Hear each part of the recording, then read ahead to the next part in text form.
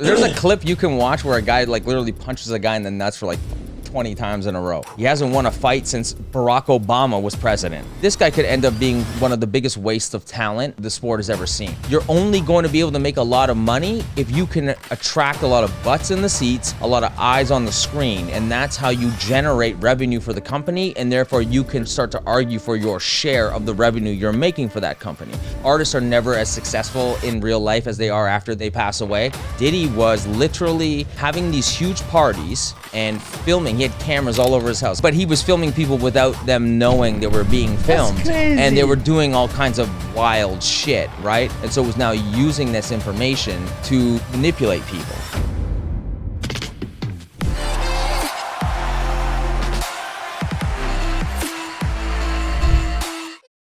Alright guys, today I have a special guest over here, Ryan. So what do I know about Ryan? One thing I know for sure, he knows goddamn every single game, a sport on the planet. The other day, it's a quick story.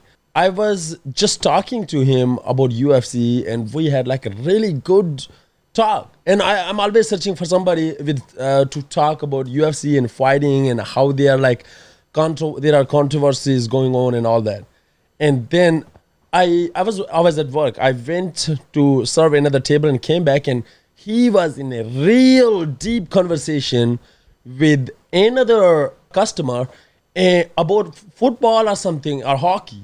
I'm like, Ryan, what the hell? Are you cheating on me? I'm like, bro, this guy, how come? Like, to me, I was like, okay, if you're a UFC fan, you will know other sports just a little bit, but not like as much in a depth. Yeah. And right there and then, I'm like, okay, this is my guy. He's gonna come over the podcast. And thank you very much for coming. And tell us a little bit about yourself. How long have you been a fight fan, and what kind of evolution you have seen in boxing and MMA? Absolutely. Well, first, just to let you know, when it comes to talking about things, you have to at least have a strong opinion, seem confident when you say it, and just, be aggressive when you say it. And most people will just believe you. You have it all. But I've been a fight fan since the beginnings. Literally, I've been watching the UFC since UFC 1, since 1993. Like, I've been watching the days of Dan Severn, Hoist Gracie, even as a kid. I've been watching it forever. Yeah. So, Wow. And you had a feeling even that time that this is the thing that might take. It was just so extreme, right? Especially at the time, it was being advertised as like no holds barred, and like,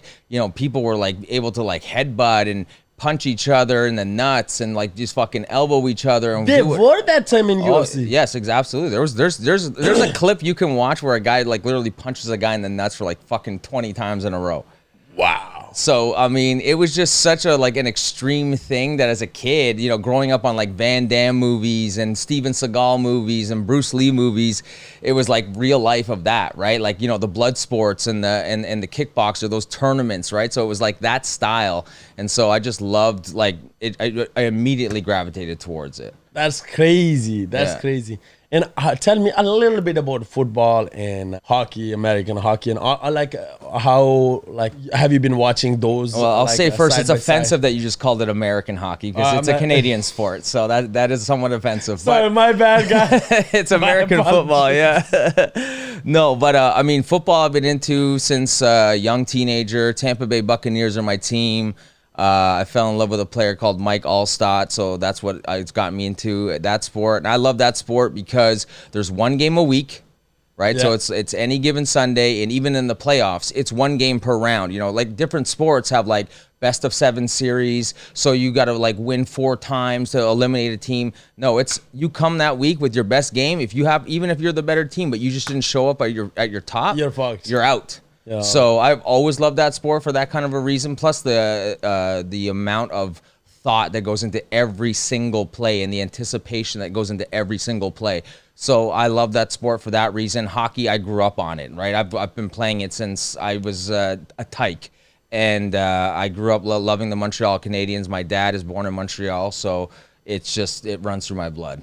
That's dope. Yeah. So what do you think? What's the future of boxing and UFC? It's a very vague question, but what are you thinking down the road? 10 years from now, 2 decades or whatnot. Well, boxing is struggling, right? I mean, it struggles from the fact that, I mean, they have their certain cash cows, like a Conelo Alvarez, like an Anthony Joshua was at one time. And the problem now with them is, I think, is that they got too many promotions, right? There's just too many. There's the IBF, the WBO, and so on and so on and so on. And so each one of these guys has their own champion, and they never really want that champion to lose either their undefeated record or their belts. And so by the time we get these special fights, these inter-promotional fights, it's usually 5 years too late. It's never quite what we wanted or what we hoped for. So, I mean, I think that's their biggest issue. With the UFC, that's their biggest benefit, is that really it's one promotion that rules them all. Yes, there are some little promotions, but they're basically farm leagues that are all trying to get to the UFC at some point, and we get the better fights, right? The best always have to fight the best, and that's how we figure out who really is the best in the sport. Definitely. But I don't know. Now you've got Zuffa Boxing finally with Dana White and the UFC, right? They've been teasing what they call, because Zuffa was the company that owned UFC for forever, right? And so now they are going to put out their own boxing promotion, and they said they're going to announce something big. We don't know. There's rumors I've been actually hearing that Terrence Crawford might actually be fighting Conor McGregor. No fucking And I've heard it might be a cross. Is that true? Again, these are rumors, right? And so and again, they said it might be like one of each. Basically, Terrence Crawford fights in a boxing match with Conor, and then they go and fight in an MMA fight together. I would love that one, but if that happens, I'm out. That's gonna be fucking crazy. Yeah, and I mean, the thing too is like, you know, Terrence Crawford actually has a wrestling background, right? I think it's Ohio State or whatever it is. Like, it's a Division I wrestling, and his kids are like massively in wrestling. Like, and I think he even helped with the coaching staff and stuff on the wrestling team. So he has wrestling background, and obviously he's got the hands. We know that, right, with Terrence Crawford. 100%. So there may be some sort of cross-promotional, maybe some like hybrid fighting that can continue on. Like, so say, for example, a guy like Mayweather has never had any wrestling experience whatsoever. Maybe he doesn't want any grappling, but maybe elbows are allowed. You know what I mean? Maybe knees are allowed. You know what I mean? And so it's not just boxing, or it's not just this. It can be some kind of hybrid. Perhaps that's the future, right? Allowing some of these guys who get big in their own respective sports, and then coming to an agreement so that they can finally come together and fight in a special and unique way. Wow. So coming back to Terrence Crawford and Conor. So you think that could be a reason that's why Dana is not letting Chandler fight Conor? If that rumor is true, that's exactly what I thought. Like, I was like, okay, so maybe this is why they've been postponing and pussyfooting about having this fight finally come together, because maybe they thought, well, wait a minute, we might have a bigger ticket fight for Conor later, right? Because that would be huge. That would be massive. That's going to be crazy. It would be insane. I don't think it's going to anything like close in the close future going to do the number like Conor and Floyd's. But I don't know. No, yeah, that's a good point. Yeah, it probably won't do those kind of numbers, especially because even Conor's star has started to dim a bit, right? He's been out of the sport for like, I think 3+ years. Mm-hmm. He hasn't won a fight since Barack Obama was president. That's crazy. Really? Yes. Wow. So that's a long time. Yes. So I mean, he's still gonna always be that star. He's always gonna be that guy that really elevated the sport, really changed the sport. But I mean, again, the human mind is so fickle. We move on to the next thing, the next thing, the next thing, right? So, but he's always going to have that spot in everybody's heart. So whenever he does something, it will always be big. But as you say, probably not hit that same peak as he did when him and Floyd had met each other. Agree. And on the top of that, Floyd is also doing lots of exhibition and this and that. That might, I'm not saying that is, but that might have affected all the fans that, oh, he's fighting all of these other people, and like he's not like there, like he's not fighting elite of the elite, like how Conor, he didn't take a fight against Jake Paul or whatnot. No, he's only fighting the real fighter, real fight. Yeah, so to me, I think still Conor, like I would go for Conor if there is side by side, there are two fights going on. Right. I'm sorry, but I'm gonna go watch Conor. But I think they're different stages of their life and of their career, right? Like even when Conor and Mayweather fought, Mayweather wasn't at his peak. No, Conor was closer, maybe was a slightly over, who knows? But Mayweather was retired, came back from retirement, then retired again, and then came back out to fight Conor again, right? So he was just trying to show people that, yes, this guy is great at his sport, but coming into my sport, this is a different game, right? And he went out and he went in there and he outclassed him and he showed everybody, yeah, you know, as much as this guy might, you know, catch all your attention and with his knockouts, it's not going to translate over to boxing. Okay, one more final question about Conor. Aside from this, what is the reason why Conor haven't made the comeback with Chandler? It's been like, okay, first he was injured, but after that we know he was healthy, he was okay, whatnot. But how come he's not back yet? Well, even with the injury, there's, you know, again, conspiracies going on in the background, whether or not he was actually injured, right? And maybe trying to find a better ticket. That said, yeah, it's a good question. I don't know, maybe because of the steroids he was doing to heal back, because remember, he snapped his fibula and tibula in half, right? His leg was dangling like a rubber chicken. So, you know, in order to get back from that, you have to do steroids. And that's why he came out of the drug testing pool and now has to re-enter the drug testing pool, which I know he has done. And from what I understand, they haven't really tested him all that much, and could be strategic, could be coincidental, who knows? But the fact is, you know, maybe they're just trying to find him a better ticket. Because other than that, I think as far as a comeback fight and what would be considered a tune-up fight but still considered competitive, Chandler is the fight. The only other guy that would be perfect matchup, that would be a decent fight, would be maybe someone like Dan Hooker, where like I think he has a much like a very good chance of actually beating Dan Hooker. But Dan Hooker comes there, brings the fight, and actually in some world could beat Conor now, outside of his prime, of course. Okay. We are still going to talk a little bit more about the fighting. Yeah. What do you think about Hamzat coming back and fighting? What's his name, bro? Bobby Whitaker. Whitaker, yeah. Yeah. Bobby Knuckles. You know, again, the thing with Hamzat is this guy could end up being one of the biggest wastes of talent the sport has ever seen. I mean, the guy came on, fought almost every 2 weeks for like the first 3 or 4 fights. And then all of a sudden, you know, the guy can barely make a fight. He doesn't make weight. He doesn't want to make fights. He can't get visas. You know what I mean? He's got all these issues.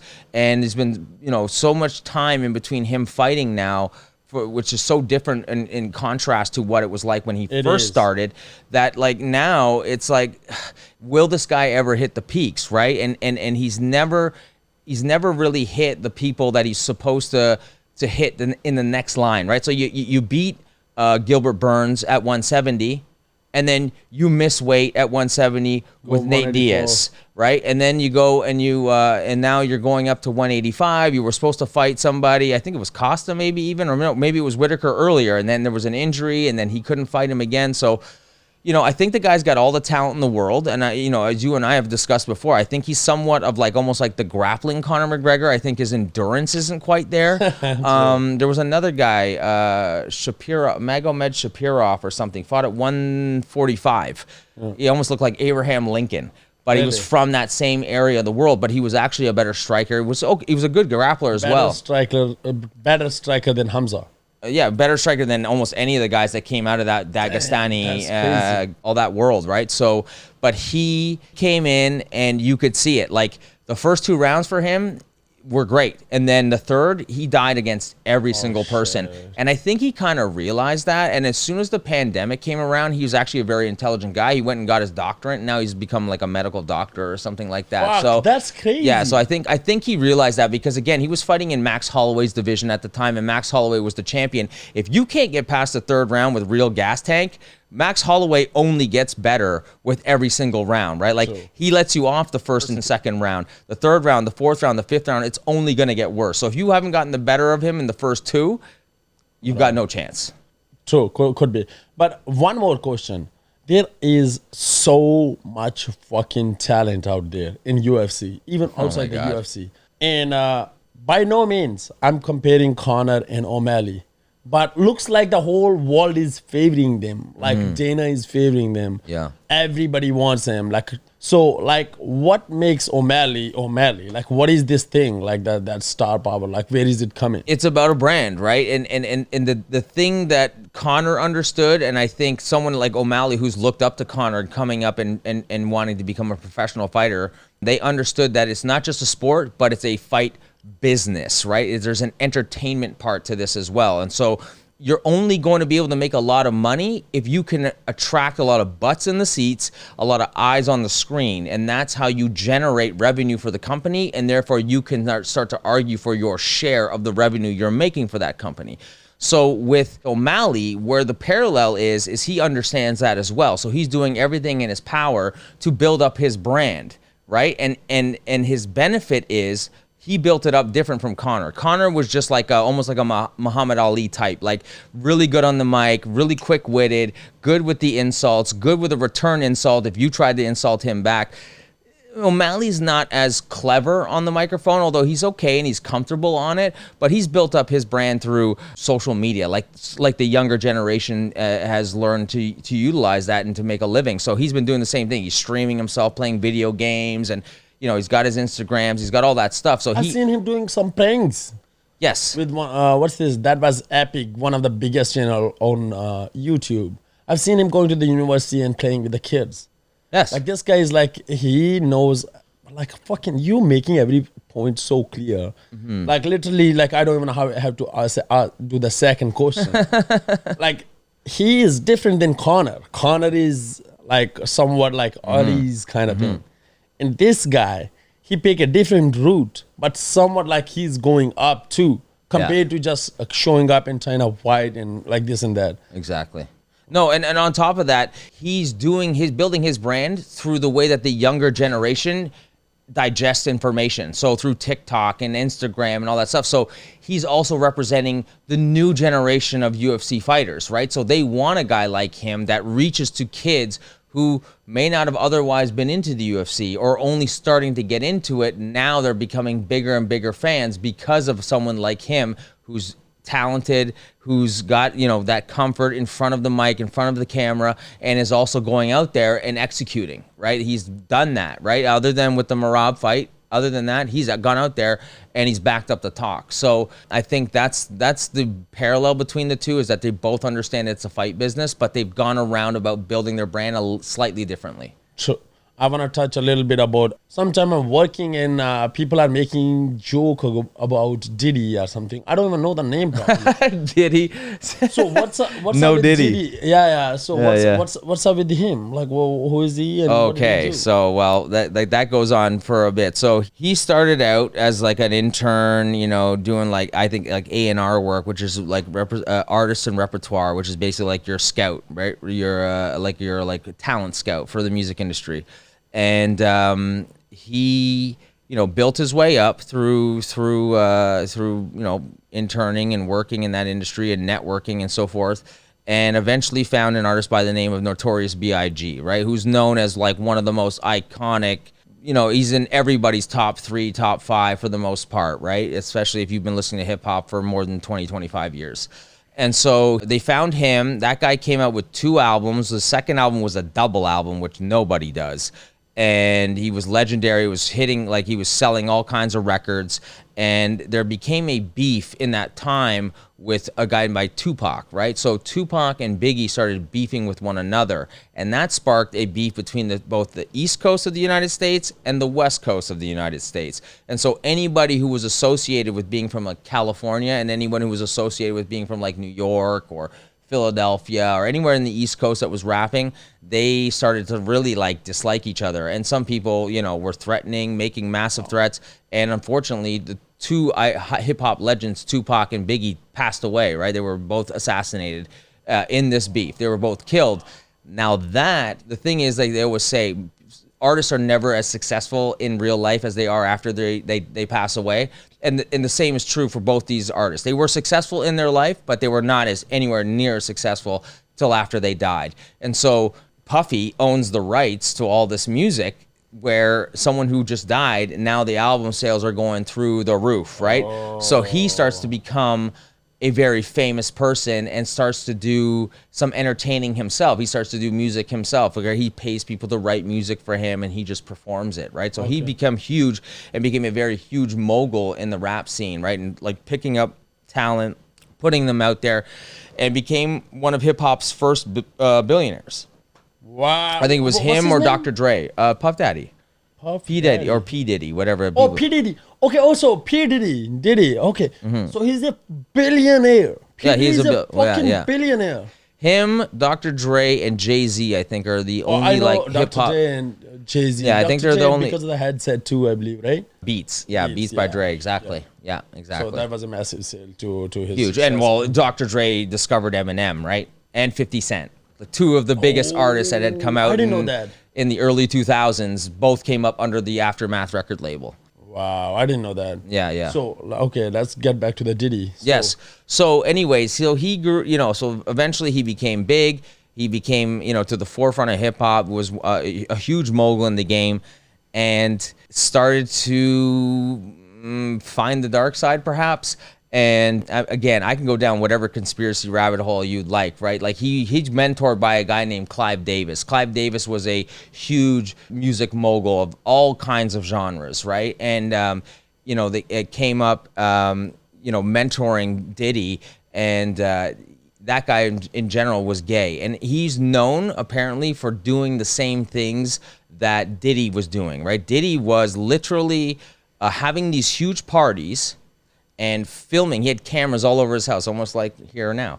But he was filming people without them knowing they were being filmed. That's crazy. And they were doing all kinds of wild shit, right? And so like Diddy at the same time, like apparently he swings both ways. He'll have sex with women, he'll have sex with men. Oh, shit. And there's men who would rather you not know that they were willing to have sex with other men who might have been at that party, who may have been engaging in that behavior, and now he's got that footage of you. And so was now using this information to manipulate people and to blackmail people and to hold people to things that he wanted them to do.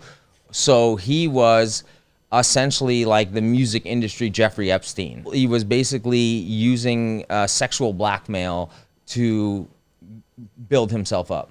That's fucked up. Yeah. And it's only we've only just started to learn and scratch the surface of what's going on there. I can get into all kind of speculation, no problem at all. But again, like this thing is gonna really open up, and there's gonna be a lot of celebrities, a lot of people in the movie industry, in the music industry, and even in politics. I think the mayor of New York has just been indicted. They didn't even want to unseal the indictment yet, and they think it's attached to Diddy. So there's a lot of ways this thing is gonna go, and I think it gets really, really messy. Wow. Yeah. So looks like we can do the whole episode next time when we come. Maybe there's the more things out. We can do the whole episode. I'm not short on opinions, brother. All right. Before we wrap up, I have like a bunch of comments over here. Okay. And I was going through, and they were really interesting. So I posted this video the other day, and it hit 10,000. This is why MMA is dominating all these other sports. They've lost their way. You're getting shitty fights. There's guys who fight 20, 30 times who never make $1 million. You can't make it to 30-0 and be known in the UFC without being a millionaire. So you want to make money in boxing? Get to the UFC first, because you'll get paid way more by the time you do that first box match. Yeah.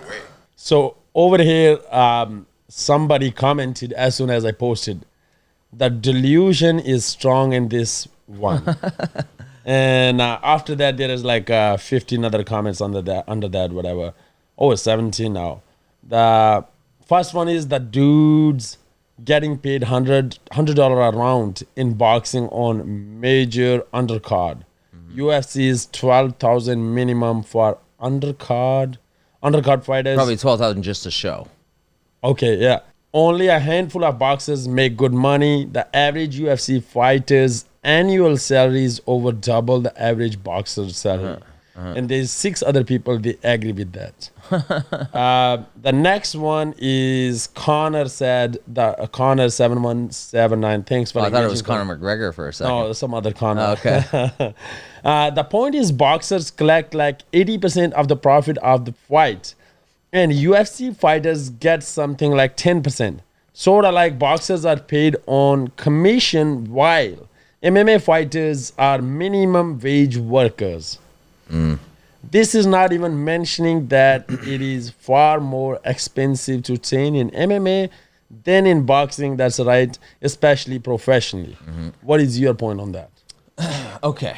So to his original point, he's right in the sense, and it goes back to what I talked about, I think, in the earlier podcast, that boxing's biggest problem is there's so many different promotions, and so you have to build these people up. So some guys could be 25-0 in their boxing career. That doesn't mean shit. You have fought tomato cans your entire way up because they want to get you to that 25-0. It's only until you get in between 25 and 30-0 do you really start to fight actual boxers of any, like they're worth their weight at all. Whereas in the UFC, I think I even told you the story where Cody Garbrandt went to the guy from Alpha Male. I always forget his name off top. Anyway, the guy that runs Alpha Male, he came to him and said, I want to get a fight. And he said, win 4 fights in a row, and I'll get you in the UFC. Oh, you told me the other day. You were telling me. I was like, yo, bro, I'm going to have 5 fights and I'm planning to turn pro. And you were telling me something, right? Yes, exactly. So if you get into the right farm league, shall we say, then you can get noticed, right? Because those promoters, there's agents there that have connections into the UFC that are watching those fights or paying attention, scouting the talent. And so, you're thrown into the fire pretty quickly in your UFC career. And like he said, you can't become 30-0 in the UFC in MMA without becoming Khabib, right? Like this is the pinnacle of the sport, and this is how you get to 30-0. Whereas there's so many boxers that are anywhere between 20 and 30-0 that you don't know their names, and you'll probably never learn their names because once they get to the real firefights, they lose. So that's one thing. Now to the fighter pay, there's the give and take, and there's both sides to every story, right? So. Yes, there could be better payments in the UFC. I agree. I would like to see some fighters getting paid a little more because it is a very expensive sport to get into. It is training is hard, yeah. Right, and if you're making these 10-10 contracts or something like that, where you're getting 10 to show and then 10 to win, that means you get 20 grand for that fight. But then you got to pay your trainers, the gym, your sparring partners, right? So it gets minus down, taxes. So it gets subtracted all the way down. So at that contract level, you've got to fight 2 minimum, 3 for sure, to have a decent living. Right? Just to live like a normal human being and not have to have a side job at the same time while you're training and performing in a professional league. So there is the give and take there. But again, the fact that you do kind of have that minimum wage, because again, the guys in boxing, until you're that big cash cow, you're not making much. No. You're not making much at all. I believe most of the people, they pay money. I think, I don't know any fact, but I think in the beginning they pay money to win or whatnot. Well, it's like almost anything. Again, going back to the entertainment section of it, like for example, music industry, right? Like a big music industry, a label like say Universal or BMG or whatever, they have like maybe 5% of their artists that are making all the kinds of monies, right? Like all the big names, whoever, name your big name, Taylor Swift's and the Justin Bieber's and all that.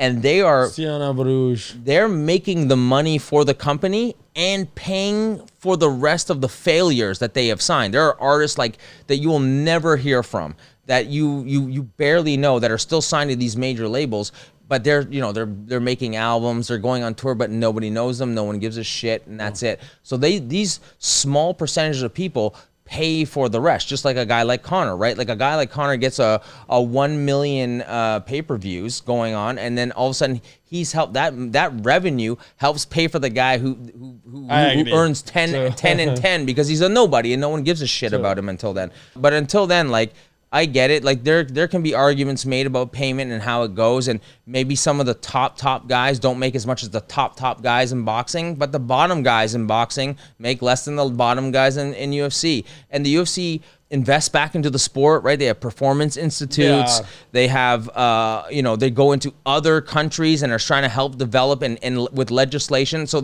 they're going in and reinvesting and trying to build this sport back up and trying to expand it into different countries, different regions, different cultures. So it's a whole different ball game. True. You're making really good points, bro.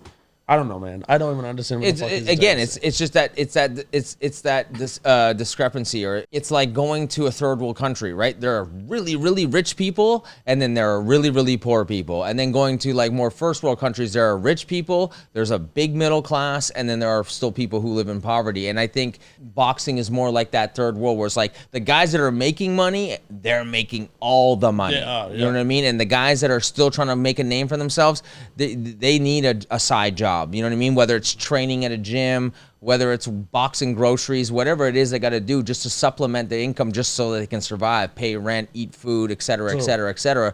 Whereas with the UFC, there's a little bit more parity in the sense, again, a guy who nobody knows, no one gives a shit about, could still make like 50, 60 grand a year doing what he loves just by fighting 3 times that year. And that's being subsidized by the guys who are up there. And the fact that the amount of money that the UFC has made, I kind of like that. they're redistributing it.